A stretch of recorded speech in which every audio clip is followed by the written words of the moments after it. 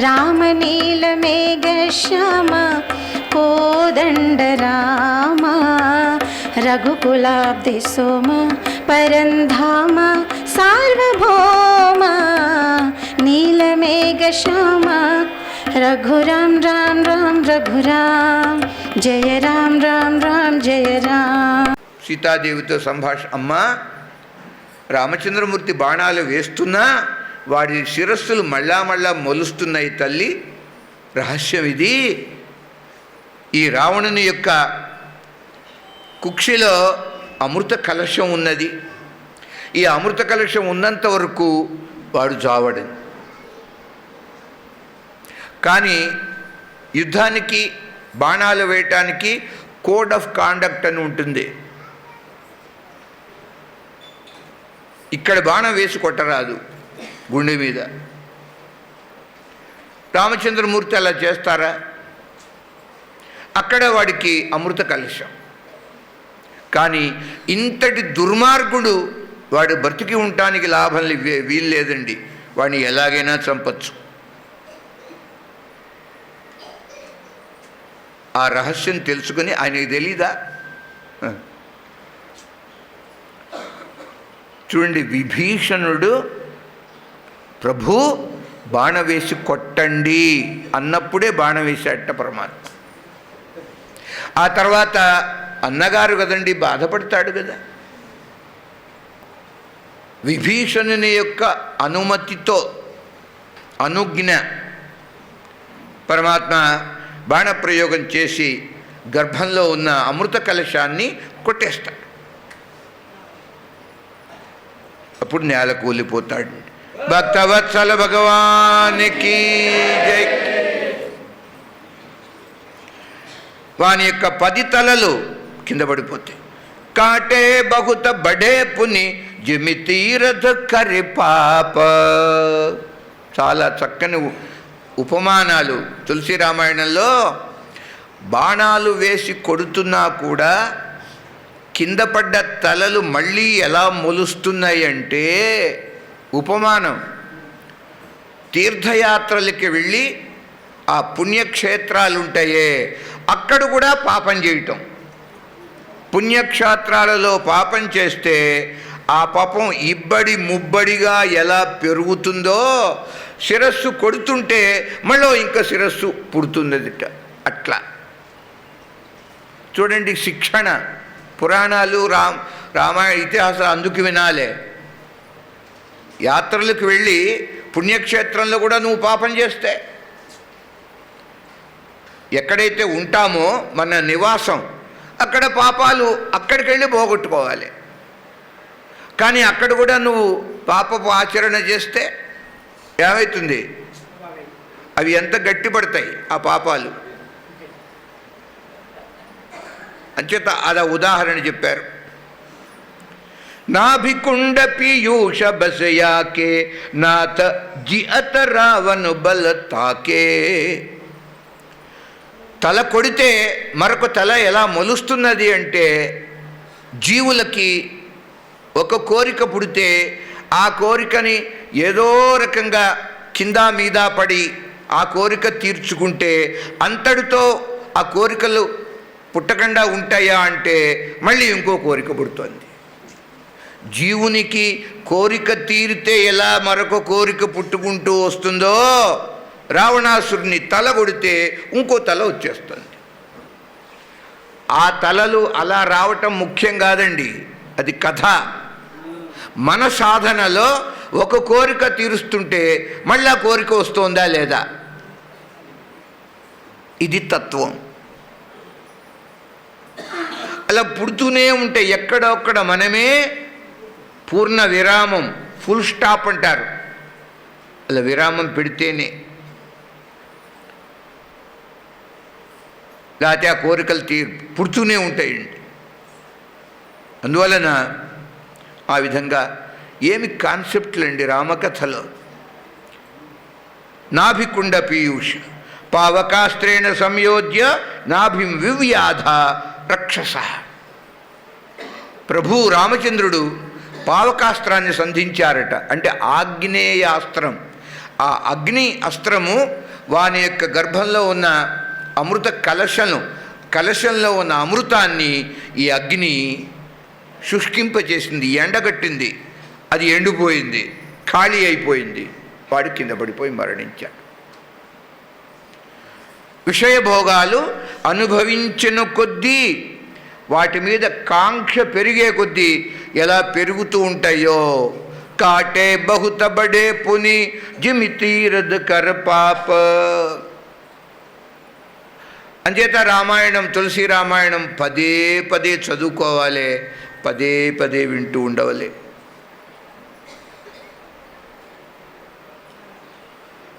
అందువలన రావణ వధ అయిపోయిందండి. ఒక మంచి సామెత ఉన్నది తెలుగు భాష. పెద్దలు అంటారు, ధర్మమే తల కాస్తుంది అని. ఆ సామెత తల కాయటం అంటే మనల్ని కాపాడటం, రక్షించటం. ముందు తల ఉంటేగా, ఇది లేకపోతే ఈ దేహం అంతా ఉన్నా ప్రయోజనం లేదు. ధర్మము తల కాస్తుందిట అంచేత ధర్మం తప్పరాదు. అడవిలో రామచంద్రుడు తల కాచింది ఎవరు? ధర్మం. 14 సంవత్సరాలు ధర్మం కాపాడింది పరమాత్మని. అంత అద్భుతమైన ఆశీస్సులు అందించింది కౌసల్య. రామా, ఇప్పటి వరకు ఏ ధర్మాన్ని పాటించటానికి నీవు అరణ్యానికి వెళుతున్నావో ఆ ధర్మమే నిన్ను కాపాడుతుంది. తల్లి యొక్క మహదాశీస్సండి. అట్లా ఇళ్లల్లో తల్లులు బిడ్డలని ఆశీర్వాదాలు చేస్తుండాలి, వాళ్ళు వృద్ధిలోకి వస్తారు. యం పాలయసి ధర్మం త్వం ధృత్యాచ నియమేన చ సవే రాఘవ శార్దూల ధర్మ త్వాం అభిరక్షతు. అలాంటి ధర్మము నిన్ను కాపాడుగాక అంటే గొప్ప ఆశీస్సులు అందించింది. ఎప్పుడైతే 10 తలలు ఖండింపబడ్డాయో చూడండి, ఈ తలలు మండోదరి సమీపానికి చేర్చాడు పరమాత్మ. అమ్మా మహాపతివ్రత, మీ భర్తని చివరిసారిగా చూసుకో.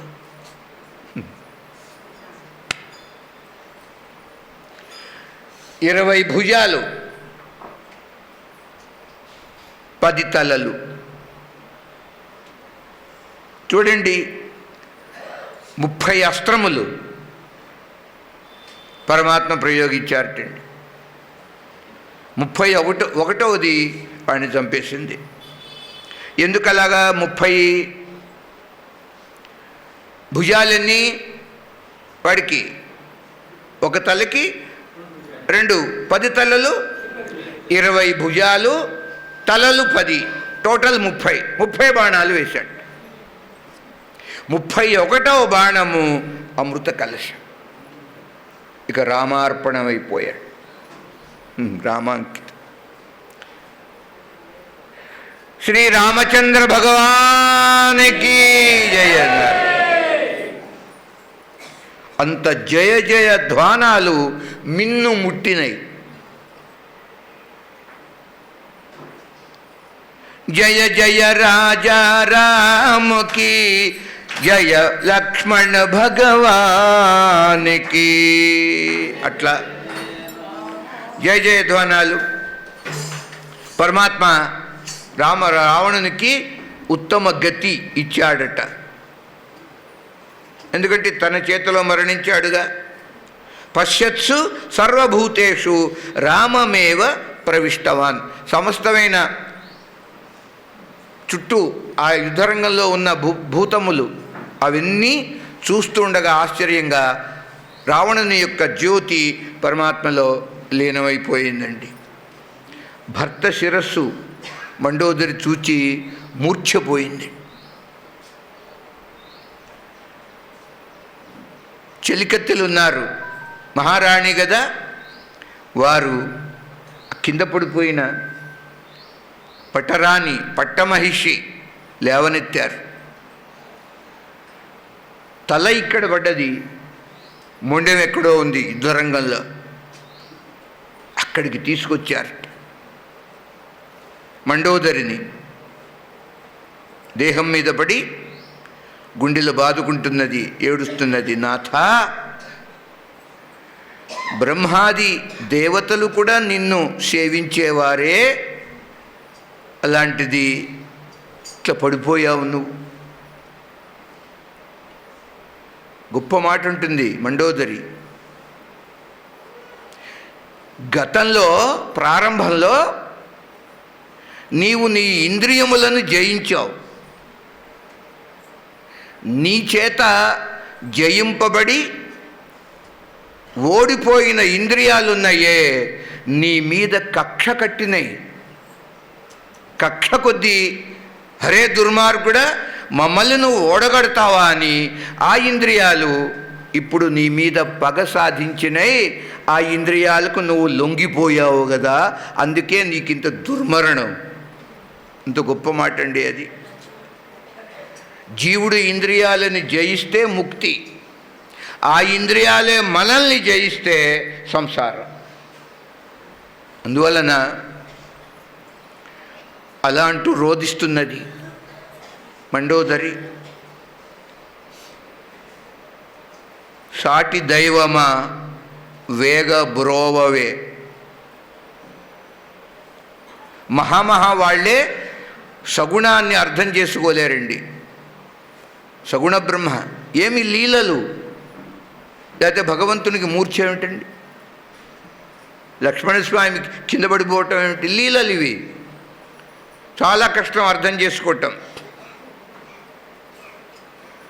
వాడు రావణాసురుడు, వాడు ఏమిటి అహంకారం, నేను శివభక్తుణ్ణి, పరమ శాంభవ అగ్రేసరుణ్ణి నేను. శాంభవ అంటే శంభు సంబంధమైన శివ. పరమ శాంభవాగ్రేసరుడననుచు పలుకు రావణుడు తెలియలేకపోయే. ఏం గుర్తించాడు రావణుడు మాత్రం? సరస సామధాన భేద దండ చతుర. రాముడు అంత చాతుర్యం.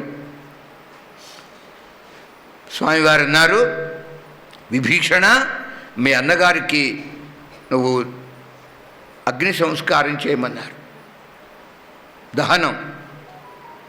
మొట్టమొదటి విభీషణుడు నీ చేయనన్నాడు. నన్ను కాలుతో తన్ని పంపించాడు మా అన్నయ్య చిచ్చి.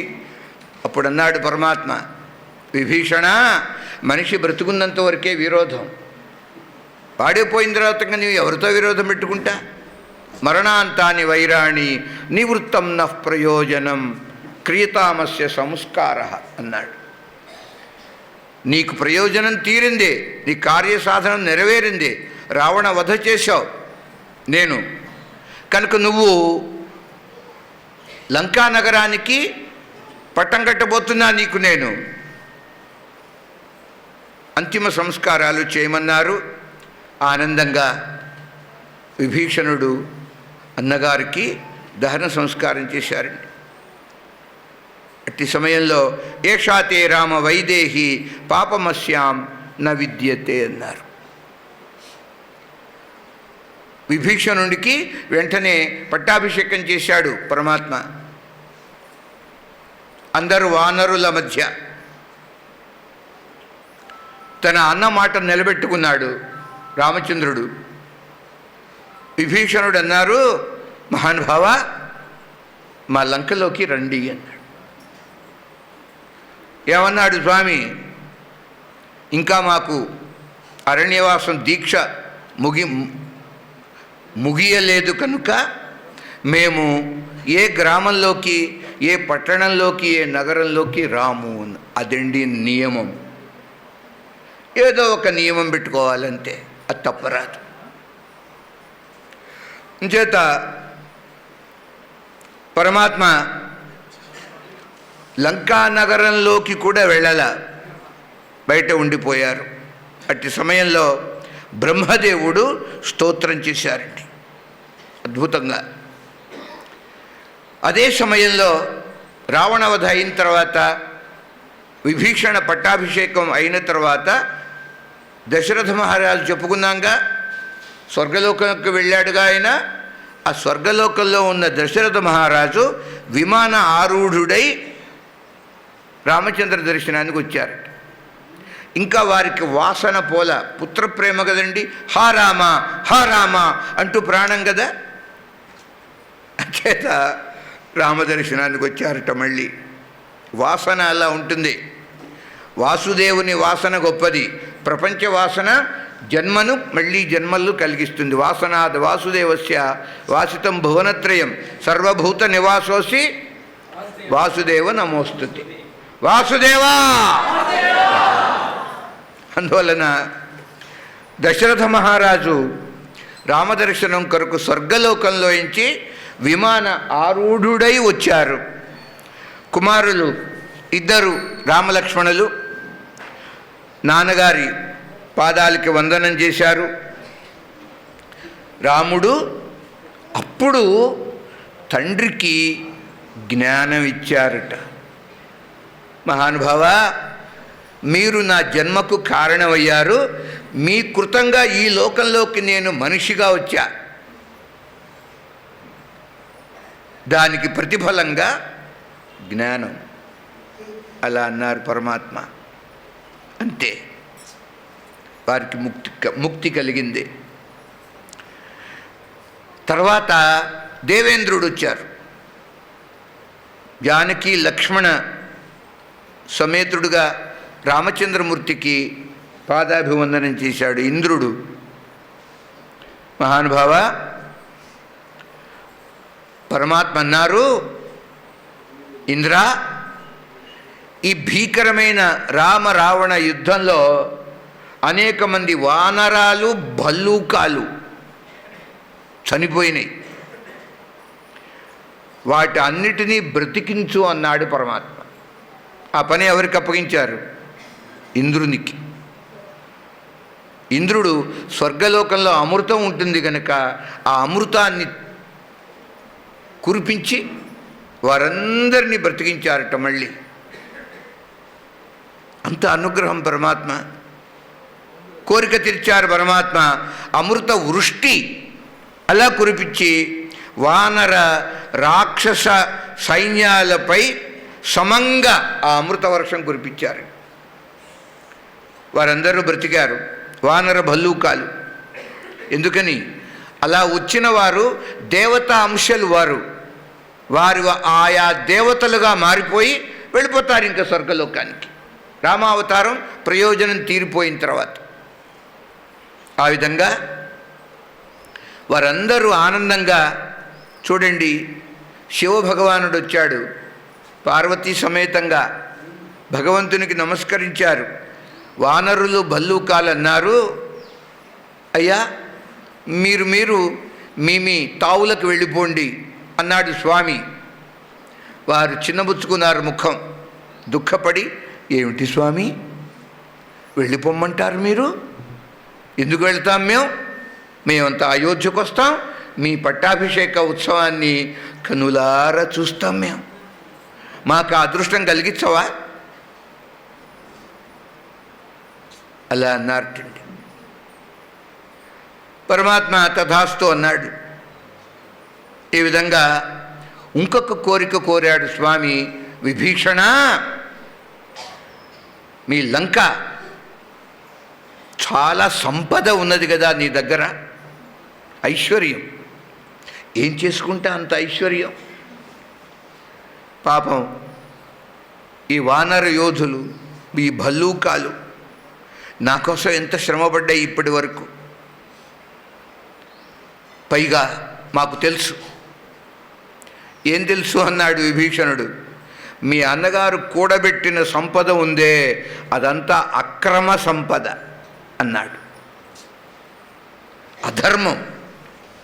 ఎలాంటిది? స్విస్ బ్యాంకుల్లో దాచుకున్న డబ్బు లాంటిది. అక్రమ సంపద. భారతదేశంలో ఉన్న భారతీయ దరిద్రులు వీరందరినీ దోచుకొని ఈ రాజకీయ నాయకులు ఉన్నారే, 70 సంవత్సరాల నుంచి దోపిడే దోపిడీ. లక్షల లక్షల కోట్లని మనం ఊహించలేం. ఒక్కొక్కడి చిట్టా తీస్తే ఇప్పుడు ఇంకా బతికున్న వాళ్ళు ఉన్నారు. అంత దరిద్రంగా నాశనం చేసిన దేశాన్ని, ప్రపంచాన్నంతా కొన్ని సంవత్సరాల పాటు పోషించటానికి వలసిన ధనాన్ని అక్కడ దాచుకున్నారు. ఈ దాచుకున్నవాడు చస్తే ఆ డబ్బంతా ఆ స్విస్ గవర్నమెంట్కి వెళ్ళిపోతుంది. దాచుకున్నవాడు చెప్పడుగా, రహస్యం. వాళ్ళు అకౌంట్ కూడా రహస్యంగా ఉంచుతారు. అలాంటి కేవలం ఒకే ఒక బ్యాంకు ప్రపంచం మొత్తం మీద, స్విట్జర్లాండ్. వీళ్ళ స్లోగన్స్ ఏంటి? దాచుకో, దోచుకో, దాచుకో. ముందు దోచుకోవటం, ఇక్కడుంటే పట్టుకుంటారుగా ఐటీ డిపార్ట్మెంటు, అక్కడ దాచుకో. ఎందుకండి అంత? బ్రతుకున్నంతకాలం చక్కగా ఎంతండి తిండి కావాలి మనిషికి?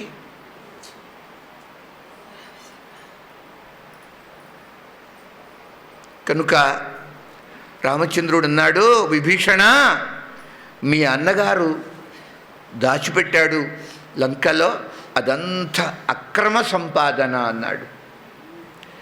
ఈ అక్రమ సంపాదననే నువ్వు అనుభవిస్తూ ఉంటే నువ్వు కూడా మీ అన్నగారిలాగానే అయిపోతావు అన్నాడు.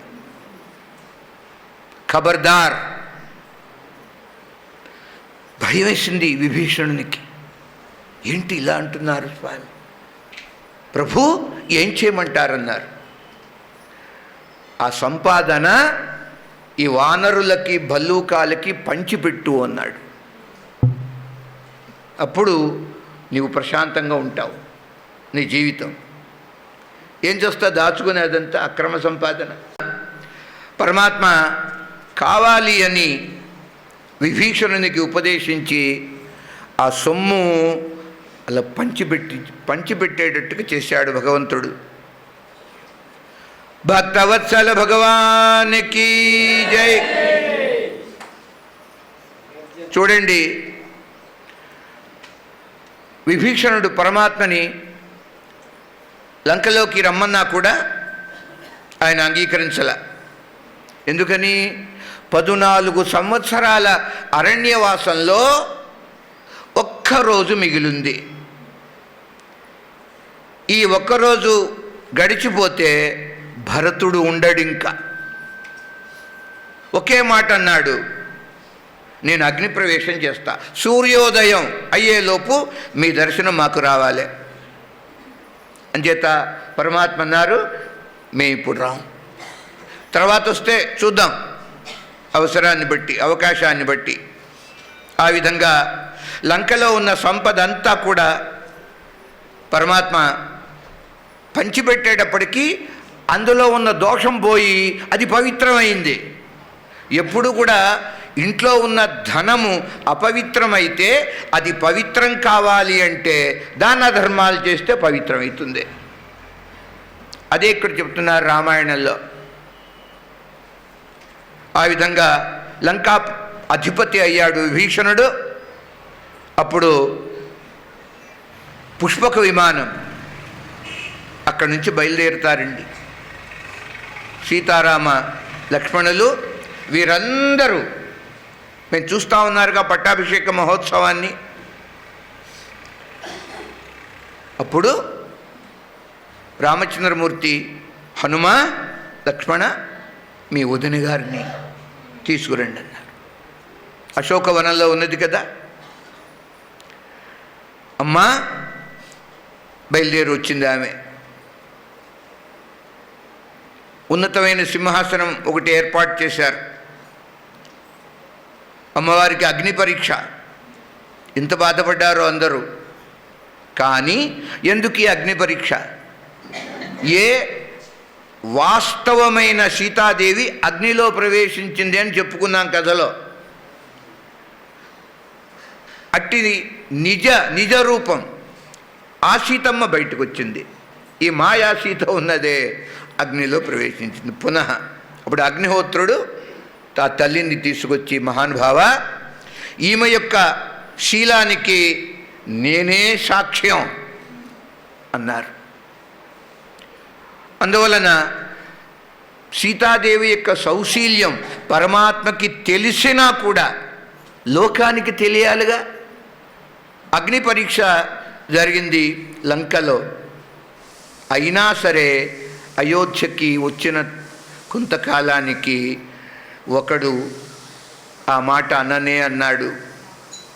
ఏమే, పెళ్ళాన్ని ఉద్దేశించి, నువ్వు ఇక్కడ అక్కడ 2 రోజులు తిరిగొచ్చావు, ఎక్కడికి తిరిగావో నాకు తెలీదు, నిన్ను కొంపలోకి రానివ్వను అన్నాడు. ఒక రజకుడు. నేనేమి ఈ దేశాన్ని, అయోధ్యని ఏలే రాముణ్ణి అనుకున్నావా? లంకలో సంవత్సర కాలం ఉన్నటువంటి సీతని పరిగ్రహించడానికి, స్వీకరించడానికి నీ రావుణ్ణి కాదు భో అన్నాడు.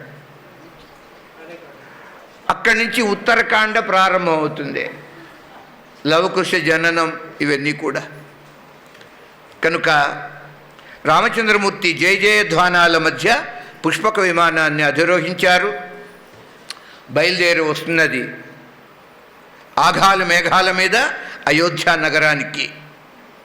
మొట్టమొదటి అయోధ్యకి రాలేదండి. నందిగ్రామంలో ఉన్నాడు భరతుడు. భరతుని దగ్గర దింపారు విమానం. అంచేత ఆ విమానంలో పుష్పకం దాని పేరు. చూడండి ఎంత గొప్ప సంస్కృతి మనది, ఎంత విజ్ఞానం ఉన్నదో భారతదేశంలో. వేల సంవత్సరాల క్రితము పురాణ వాంగ్మయంలో పుష్పకము అన్న ఒక విమానం.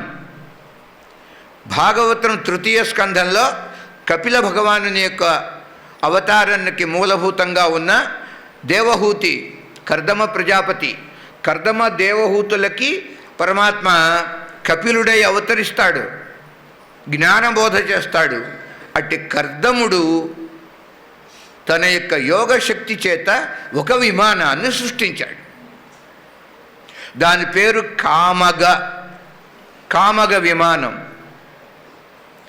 చాలా గొప్పగా వర్ణిస్తారండి. చూడండి, ఒక పేరు, నామము, ఒక పేరు ఎప్పుడు పుడుతుంది? ఎప్పుడు పుడుతుంది పేరు సృష్టిలో?